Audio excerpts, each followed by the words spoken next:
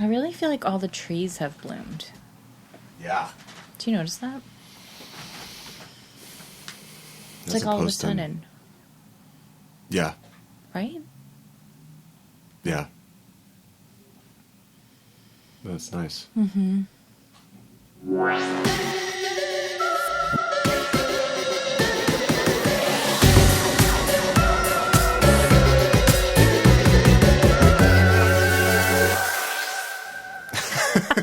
We're recording. No, last week was really amazing with the flowers. What flowers? Oh my God! I Just the didn't see cherry anything. blossoms, Yeah, and you live in Bushwick. Garbage. There's like one tree on my block. Exactly. Welcome To another episode of As Woo As You Want. Hi. Hi. With Celine. And Jeremiah. That's important. Yes. People need to know who we are. They do. It's They very really important. do. Well, it's spring. It's spring. Yeah. It's our 10th episode. And it's our 10th episode. That's like a number. It is. Yeah. It is a number. Yeah. I think it's nice. It feels good. The beginning of the journey, the first 10. Yeah. Well, I think of tarot, Oh. Yeah. That's actually very true. Because, 10 is completion. Yep. A cycle. Yeah. So here we are. And it's also, it is spring. And the cycle has started over again. Yeah. Well, it's like, I definitely think there's less like chaos energy. Yeah. That like frantic energy that we talked. Did we talk about that last time? That was episode 7. Yes. Yeah. Yeah. And if everyone that's listening, you guys are catching up with us now. It is May 7th. Yes. So episode 8 is out today. So we're only two behind. Oh my God. And Celine and I are getting nervous. We don't know what to do. We don't know what to talk about. We keep saying this, but it's going to happen. It is. We have a bunch of guests lined up. Some who, if it works out, will be really amazing. I don't want to Super say cool. anything because I don't know if it'll work out, but if it does, it's very unexpected and would be pretty top notch. pretty freaking amazing. So just stay tuned. Yes. There will be other voices on this podcast. Yeah, it's not just us. It's not just us. And we're just happy that you're on the ride with us. Yeah. And we hope you're enjoying it. I'm going to do like some pluggy things. We don't do this, but like if you're enjoying the podcast, please review it on iTunes, on the iTunes podcast app. Yes. If you want to write a little something, please do. That would be nice. And we also have our Patreon, our Patreon account, which is just patreon.com/aswooasyouvant. And if you, just want to do a little energy exchange, a little money situation, and throw us a couple of bones. Not going to be mad about it. Thanks. Thank you. It costs a little bit of money to just keep this going. Yes. For us. Yeah. Yes. Just to keep the SoundCloud account. Right. The fire's burning. So, so thanks. Yeah, thank you in advance, and just thank you for listening. It's so cool. It boggles my mind a little bit that most of the episodes now have like over 100 plays, and that's just on SoundCloud. Really? So I'm like, who are these people? I don't know. I don't feel like we have that many friends. I know. I don't know. Or do we? No, I don't know. Maybe. I might. You. Actually, that's very true. I roll deep. You do. It's because you're just like deep. so nice. Oh, thank you. You say yes. It's my to Libra things. rising. I'm just like, nice no. No, thank you. See you later. I'm nice on the outside. No, I'm kidding. But no. No, I'm kidding. I think both. Yeah. Yeah. I don't know. You like people. You're a people person. I like people. Yeah. But, like I was saying, I think as you become more energetically sensitive, it's relating to certain people can be more of a challenge. It's interesting. It could be more of a challenge and less of a challenge, because I think there's a sense of holding a more compassionate place. But there's also a sense of like, you can feel their energy. And if, there's certain situations where there are people who, we talked about courting, or like psychic vampires, and those are situations where like you kind of need to protect yourself, and that can be tiring. Yes. I mean, yeah, or you just don't feel like you need to relate. I feel like there's this thing that's happening with my like relationship to people where at this point I just feel like I don't need to try to relate if I don't feel like it's going to be productive. Yeah. Did I say that well enough? I know what you mean. Yeah. Like, I'm not going to try to change an initial dynamic that I'm like, this doesn't totally feel right. Mm-hmm. Versus before, maybe I would, like, try a little harder and it just wouldn't work out anyway. Now I'm just like, I'm not going to actually put the energy into it. Yeah. So maybe I'm just becoming more selective or meaner. No, I don't think so. I don't know. I don't think so. I know what you mean. We're talking about relationships, by the way. We are. We're doing I think it. that's the topic of the conversation.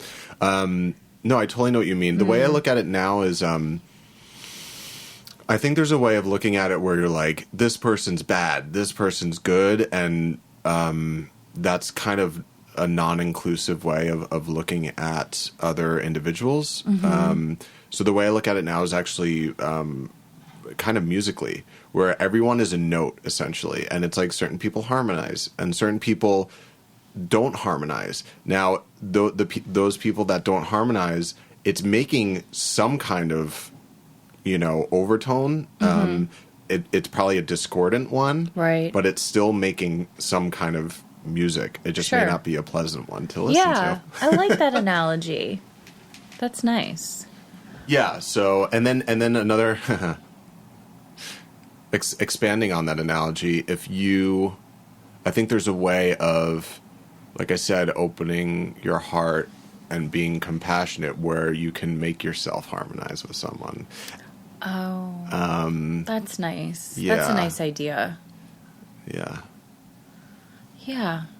I don't know. I mean, I think about it in different terms too, like relationships to like friends, family, like like romantic partners. Then you have like clients, people you see on the street. All of those are kind of different dynamic relationships, right? Like they have their different tones and they vibrate at a certain level, and I think everything kind of serves its own purpose, but I guess I'm just becoming a little bit more okay with not resonating with someone and not taking it personally and not saying, oh, well, this isn't going to kind of work out and I'm not going to take it as something is like wrong with me or the other person. We're just not a good, tone, a nice playing piece together. I like that.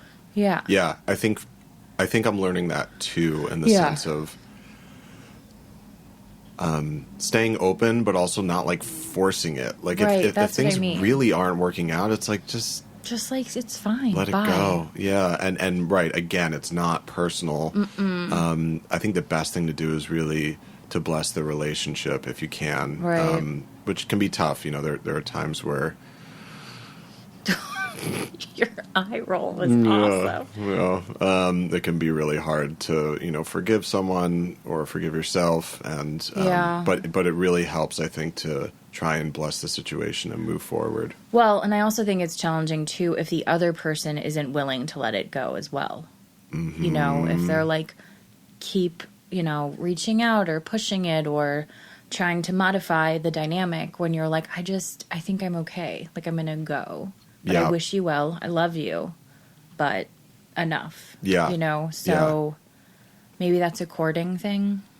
Maybe. It could be a courting thing. It could be a lot of different things. Mm-hmm. But that's, Tosha talks about that a lot. I mean, her whole thing is about offering. And I think you can offer relationships if they're going well, if they're not going well. Mm-hmm. actually Celine and I, before we started recording, we were offering this recording just to love, to, it's important, I think. Part of the thing about offering is like getting your ego out of the way and allowing yourself to be a conduit for your higher self, and getting like your agenda, getting the agenda out of the way, because I think the agenda blocks what needs to come out. And it's like that first episode we did where I was like, I think there was a part of me that had like an agenda, and so the flow was fucked up. Right.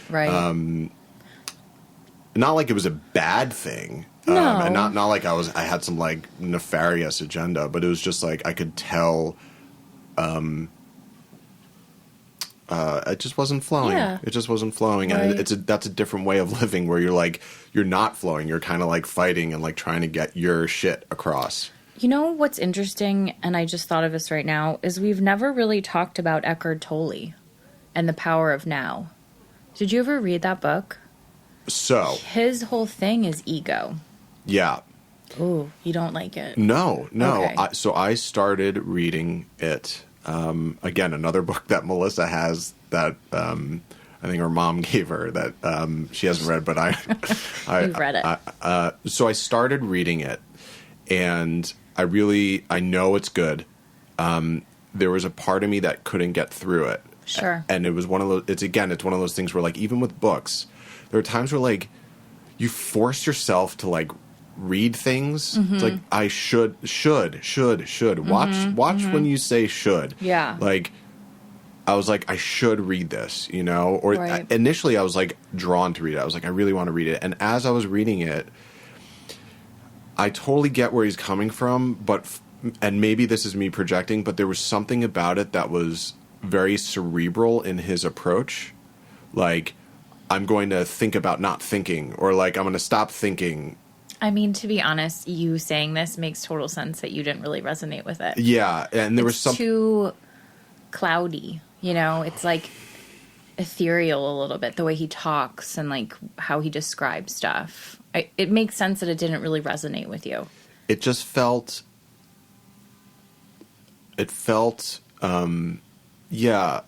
just felt cerebral. Yeah, I mean, that's why I liked it in the beginning. I remember reading it maybe in college. Is that old? Perhaps. Oh, yeah. It's pretty old. Yeah. But I bring it up because a lot of it is the death of the ego. And once that kind of gets out of the way, you can function in like your clarity much easier than with the ego. And so it's, tagging along on what you just were talking about, and getting out of your own way. Yeah. And your own way is the egoic self, Yeah. which is, the self that kind of makes us insecure and feel unworthy and want things that we don't necessarily need and feel kind of crummy sometimes. Oh, totally. So, yeah, the ego and relationships, I think, is interesting too. So even when romantic relationships, they don't work out right, and you feel hurt, or someone hurt your feelings because they didn't really like you that much to make it work. I think a lot of that is the ego self, right? Mm-hmm. So ego and the inner child again. Oh my God, the little baby inner child. Don't forget the inner child. I always forget about her. I know, it takes some time. Yeah, totally. I feel like now I need to read The Power of Now. Like I think you might. I think today. Yeah. This version of you, I think you would like it. It's not like an old version. I tried reading it like 6 months ago.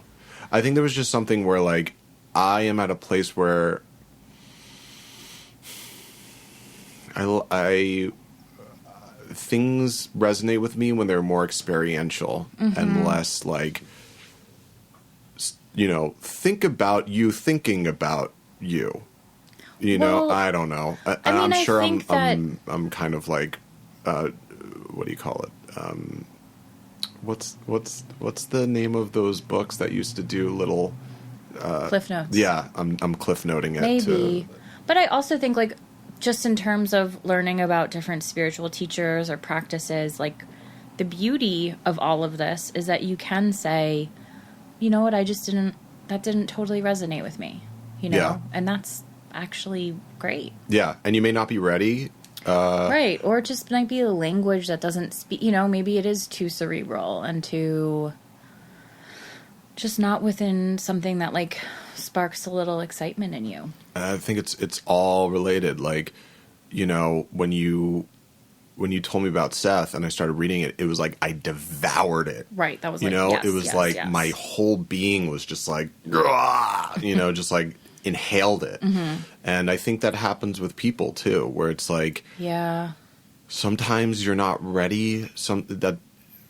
There's just so many different variables. But whatever it is, you're karmically together, yeah, or not together.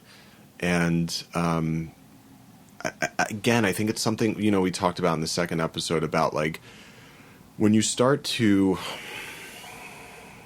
not identify yourself as just an ego, but as something greater. Yeah. And that you're here and you're learning certain lessons. sure. It creates openness, and it allows you to be more forgiving to yourself and not be like, oh, you know, this happened and I feel like so crappy and blah, blah, blah, blah, blah. Like, it allows you to just forgive yourself, be kind to yourself, be like, okay, this person and I clearly have some kind of karmic lesson to learn from each other. And that's why I really love the beauty of offering, because it's like maybe that's the same thing. It's like taking that one step back and creating space for the divine or the universe, or just like not, it's a paragraha, like not grasping anymore, letting. It's the power of now. Okay. But it's true though. Yeah. I mean, it's separating that like ego part of you that wants something to be a certain way, right? And you get out of your own way and you just allow what it is to be what it is. Yeah. But it's like, you know, I also get that that's like, it's kind of annoying to say too. Like I like, you know, people say, you know, some people just like come into your lives for a certain purpose and then they just like leave and it had its purpose. And it's totally true, but there's something about it that, like, I don't know, that like annoys me about that sentence. Yeah, it's almost like a little flippant. Yeah. It's like it's going to rain tomorrow and then it will be sunny. And then you're like, okay, well, what does that mean? But it's raining now. Yeah. It's going to be sunny tomorrow. And you're like, but, okay. So, but I also think leaving and ending a relationship in a space where you offer the gratitude for it and you're like, thank you or bless it. I think it takes the relationship ending in a certain way though. In a good way, or yeah. You know, I think it wraps up karma.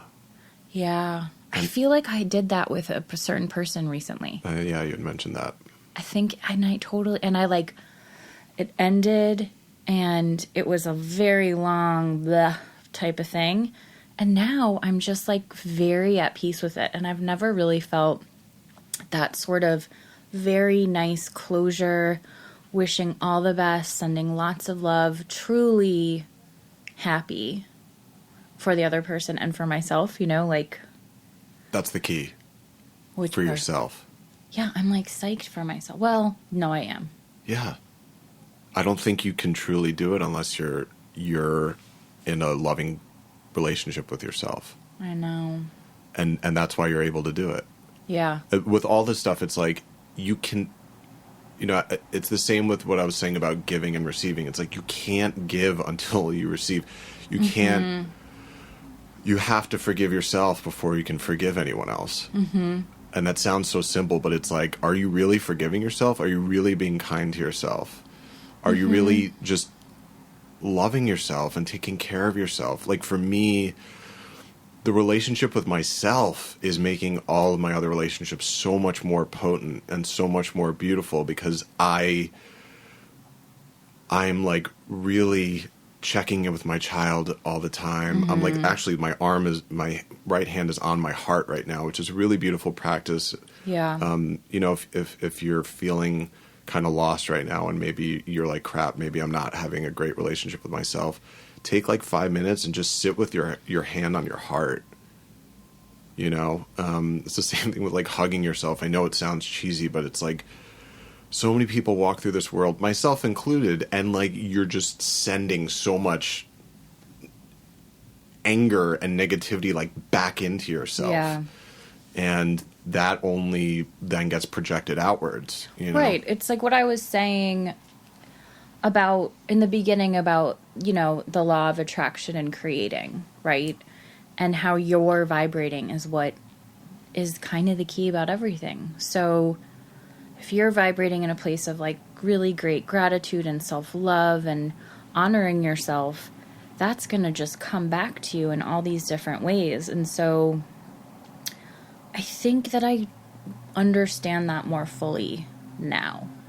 And I can see it in the relationships I have with people and like work and just interesting dynamics of random strangers that like, you know, you go to the grocery store and you're like, nice nails. And they're like, oh, I love your top. And I'm like, thank you. You know, like these very like pleasant interactions with people that, I mean, I have been doing a lot of meditating and like this cool thing happens when I've been doing these just like 15-minute every morning,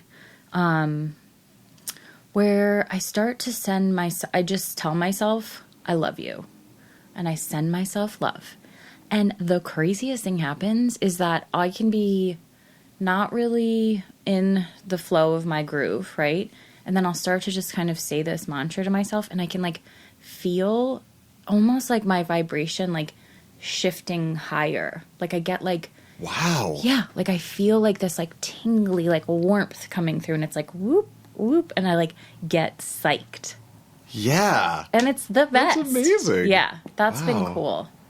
Try it, everyone. That's very, very cool. You should try it too. That's an amazing experience. I know, and it's like just, I love you.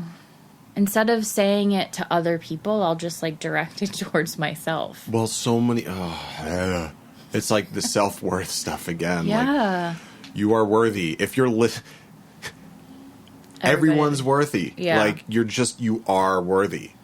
You're here. I know.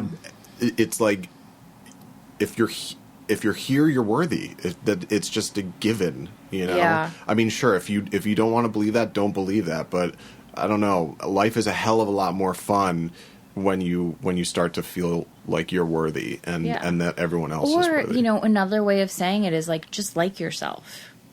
Mm-hmm. Right? Like, I like myself. It reminds me of, we're talking about relationships. So Melissa and I celebrated our 5-year anniversary last week. And Melissa says something that's very funny, which is, you know, she's like, sometimes I may not like you, but I still love you. You know, which is true. It's like there are days where you're like, no, I don't really like you right now, but I love you. You know, like. I know, but I think that's the best. Yeah, because it really goes beyond. One thing that just reminded me of is, you know, for people who are in relationships or at any stage, or people who even want to be in relationships, Melissa sent this to me a few years ago. I feel like, I don't know, she intuitively knew that I needed to read it, and it was it's an article. I'll get the link and everything, but it's by this guy who is about to get married, and he wanted to, you know, whenever people are about to get married, it's like you want some advice, you know. It's a big life moment. And so he kind of put a call out to like all of his readers and said, like, send me all of your relationship advice. And he got like thousands of responses from people in all different stages of the relationships. And he was able to like distill the relationship advice down to some like core tenets. Okay, tell us all. And, well, I would definitely read the article, but I would say the biggest thing in a relationship. Here we go. Respect. Okay. Yeah. Respecting your partner. Okay. Yes. And it sounds simple, but I think that, you know, yeah. Yeah. Do you know Esther Perel? No. Esther Perel is a anthropologist, sex therapist, psychologist from Brussels. And she wrote this book called Mating in Captivity. Oh, Melissa read it. Yeah, I feel like I've talked to Melissa about it. Yes. And I love the way she describes how relationships can be fruitful in a modern world. This is an excellent book. It's really good really ref. great. I'm glad you brought it up. Yeah. And, she talks about how marriage historically was more of a business interaction. Mm-hmm. Women didn't have much autonomy, and men, the power dynamic. So it was like a way for you to have money and a house and, kind of whatever. That was the way it was. Patriarchy. And so nowadays, that isn't so much the case. We don't need that institution necessarily. Yeah. Right? Like, everybody can do their own shit. Mm-hmm. But it's left us with this sort of like notion that your partner has to be your everything, right? Your best friend. This is huge. Yeah. Your lover, your adventure companion, your therapist, like all these different things. You know who has to be that? Me. Yourself. Right. But so it's why a lot of marriages and these relationships crumble, because it's so much to ask one person to be this everything.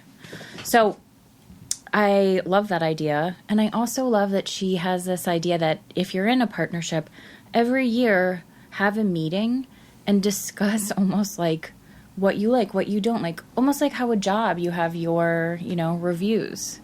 Communication and respect, I think, are numerous. I mean, this is coming from a single person, but, I think it is a valuable thing. Yeah. And she's really cool. Yeah, communication was obviously another thing in that article, but I think sometimes that gets overplayed. Right, it was really more like, do you actually respect your partner, and that kind of that almost leads to communication, right? Because you're like, I respect you, I love you. Yeah, I want to tell you all these things, so the communication just comes. Well, I don't know if this is actually a legal thing, but I know this was making the rounds a little while ago, this idea of like if you're married, you do like a renewal contract every 7 years. Oh, no, I didn't know about that. Where it's like you marry for like 7 years. And wait, this is like a legal thing. I don't know if it's actually a legal thing, but I've heard of it. And it's like after 7 years, like it's like renewing your vows. Well, I mean, I think doesn't that make sense to you as someone in a relationship? Yeah. That you have your check-ins? Because then if you don't, and so then she has this other book that a friend of mine,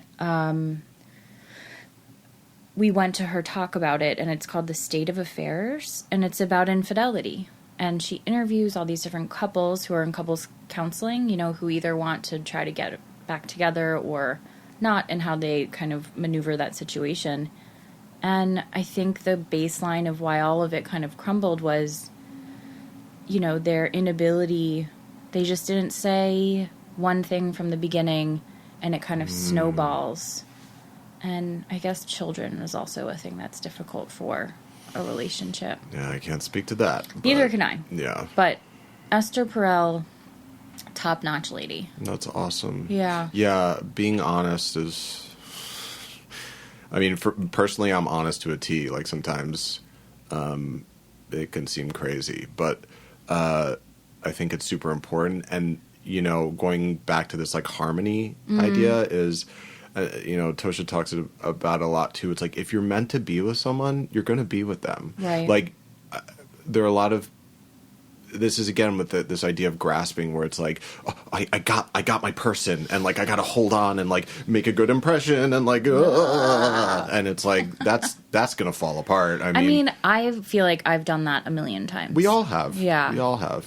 And it's natural. Yeah. And I do feel like at this point, I'm a better communicator than I was before.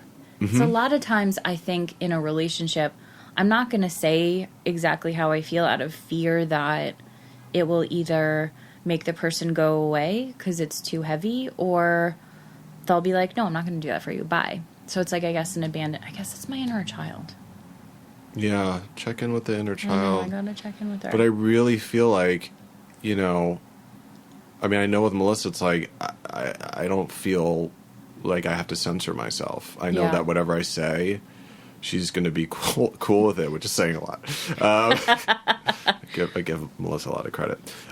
She's but pretty cool. But you know, the other thing is like when we started dating, it was also a matter of, I hope she's not like, oh God, Jeremiah, what are you going to say? She probably is. But, you know, when we started dating, it was one of those things where like learning that lesson that it's the relationship with you. It's not with yourself. Right. It's not the other person. The other person is not going to save you. You know, I remember, you know, Tosha gave I'll see if I can find the link. She gave this amazing talk about Mars and Venus energy. I forgot what was happening astrologically at the time, but there was like Was it recently? like a couple of years ago, Oh, okay. or like 3 years ago or so. And, you know, the idea of like we all have Mars and Venus energy. Yeah. That book, like Women Are from Mars, Oh, yeah. that shit's bullshit. Everyone has masculine and feminine energy. Right. It's not a gendered thing. It's the dynamic and the concepts are much larger than that. I'll never forget, there was one woman who, you know, there was a question and answer period. There was a meditation. We did this meditation about like imagining your Mars energy and imagining your Venus energy. And one woman's kind of reflection was like this idea of like Prince Charming. And, you know, Tosha talked about it, and she was like, the culture does such a disservice to us, making us think that there's going to be this person that's going to come into your life and fucking save you. Yeah. And again, that person is you. And it's with the inner child stuff too, where it's like, you know, I remember when we were talking about it, and I said like, you become the parent of your inner child. Like that shit, it really starts to blow your mind. Because when you start living that way, you're like, oh my God, I'm taking care of myself. Yeah. Yeah.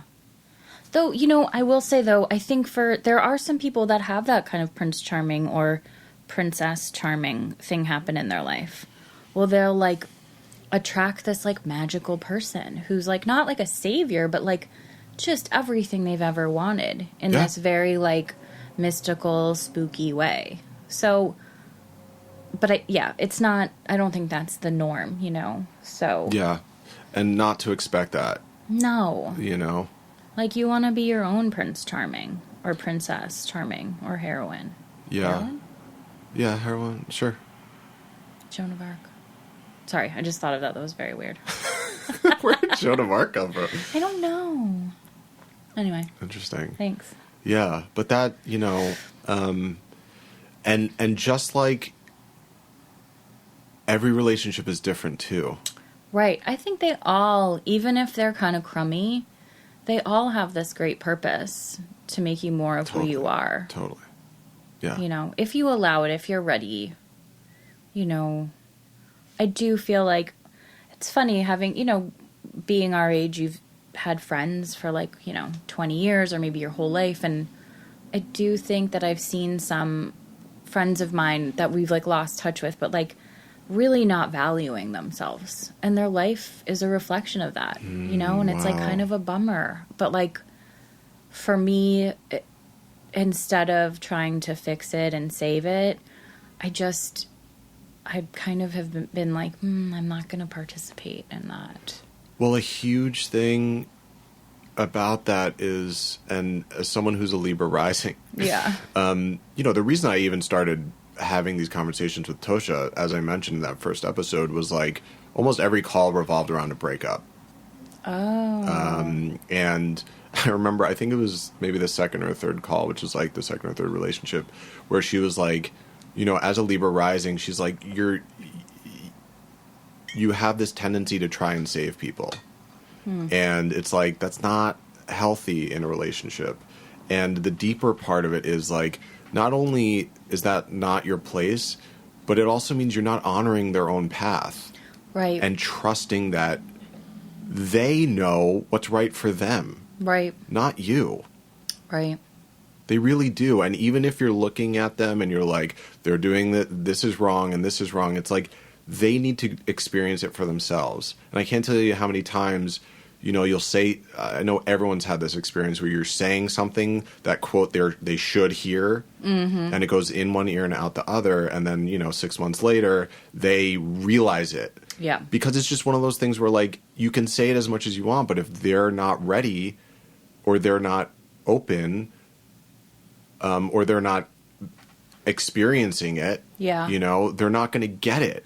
It's funny. I have one of my, like, dear clients that I've been seeing for many years has a sort of rocky relationship in which we've been very candid with each other, and I've been very candid with her. I'm like, you know, I just don't think this is the guy for you, right? And she's very receptive to it, but there hasn't been a breakup in the, you know, since those talks. And I saw her last week, and, you know, I was like, you know what, you're just not ready. And she's like, I know. I'm not ready right now to let it go, but I know that it's not the best relationship for me. And I thought that was, like, kind of really beautiful. That's like very evolved, I feel. Right? Yeah. To just be like, I know it, and I'm like, you just need more time. And you'll get there in 4 months, 6 months, hopefully not a year, but... Yeah, to not force the situation. Yeah. And, like, to listen. And it's been an interesting experience for me is to just, like, sit back and listen and not say, well, I think you should do this and da-da-da-da. Like, and just give you the space. Because I think a lot of times when you talk about relationships or troubles you're having with your boyfriend, girlfriend, whomever, to a friend, you know, they're like, well, just break up or give you that advice. And then it creates a barrier where you feel like you can't talk about it more because, you know, do you know what I mean? Like, there's, like, that element that, and I wish we all would just listen more. Or, like, be like, I don't agree with the relationship, but you can talk to me about it. Yeah. You know? Honor that person. Honor their path and process because, you know, you're not higher, better, you know, lower, whatever. No. It's like they're going through their own thing. And to just be there and to listen like you're saying, I mean, it's beautiful. It's such a nice time. Yeah. No, for sure. I have a couple friends right now who are having issues, and, you know, I don't know what's going to happen. But, like, I think, again, it's one of those things where, like, I think they're both very clear in that they just need to go through this. And it's been incredibly painful for both of them. And I think they both love each other in that deeper way. But for whatever reason, there's just a lot of disharmony. Yeah. Does that mean that it's not meant to be? I don't know. But, you know, sometimes you just have to let things play out. Yep. And I think if you are going through something difficult like that, again, just creating the space, you know, it softens the suffering. Yeah. It's like more of a soft landing. Yeah. And be kind to yourself. Like, don't blame yourself for it. Like, really, like, if you are going through this stuff, instead of looking out at that other person, look in. Yeah. See how you're feeling about yourself. See if make sure you're taking care of yourself. And you may be surprised. That it changes. Yeah. I also feel like a lot of times people stay in relationships because they feel like they're old and they're not going to find anybody else. And I'm like, just stop being afraid of being alone. You know? Being alone is fucking awesome. I mean, when I met Melissa, I think this is a huge thing. A lot of people find their partners or find other people, whatever, when they're just happy with themselves. Yeah. Because that's when you're, like you're saying, you're vibrating at a level where you're going to attract someone else who's happy with themselves. Right. And if you're both happy with yourself as individuals, that's a really healthy relationship. Sky's the limit. Yeah. The sky's literally the limit. So, you know, the unknown is scary, but it's also the place, I feel like, where you find yourself. Yeah. Yeah. If you want. I mean, if you just want to stay where you are, that's fine.